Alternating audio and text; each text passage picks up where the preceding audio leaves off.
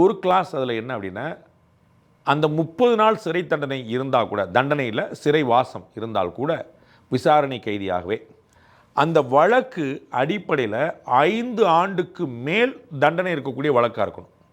ஒரு பேச்சுக்கு ஒரு பிக் பாக்கெட் வழக்கில் அல்லது சாலை மறியல் வழக்கில் அல்லது அரசுக்கு ஒரு மிரட்டல் விடுத்த வழக்கில் இந்த மாதிரி ஒரு வழக்கு இருக்குன்னு வச்சுங்க. அந்த வழக்கில் ஆக்சுவல் தண்டனை 4 வருஷம் வரைக்கும் 2, 3, 4, 4.5 வருஷம் வரைக்கும் இருக்குது அப்படின்னா அந்த வழக்கில் விசாரணை கைதியாக தொடர்ந்து 30 நாள் உள்ளே இருந்தால் கூட இந்த சட்டம் செல்லாது. புரிஞ்சுக்கிட்டீங்களா? அப்போ 5 ஆண்டுகளுக்கு மேலே தண்டனை வழங்கக்கூடிய தகுதியுடைய வழக்குகளில் தொடர்ந்து 30 நாளுக்கு மேலே சிறையில் இருந்தால் தான் இந்த பிரிவு செல்லும் அப்படிங்கிறது முதல் பாயிண்ட். அப்படின்னா 30 நாளைக்கு மேலேன்னா 14 நாள் ஒரு ரிமாண்ட், 15ஆவது நாள் கோர்ட்டில் ஆஜர் பண்ணுவாங்க, 14 நாள் ஒரு ரிமாண்டு. 2 ரிமாண்ட் எக்ஸ்டென்ஷன் பண்ணி 3ஆவது ரிமாண்டுக்கும் எக்ஸ்டென்ஷன் கொடுத்தா தான் 2 ரிமாண்ட் முடிஞ்ச பிறகு தான் இந்த சட்டம் செல்லுபடி ஆகும் அப்படிங்கிறத நம்ம பார்க்கணும்.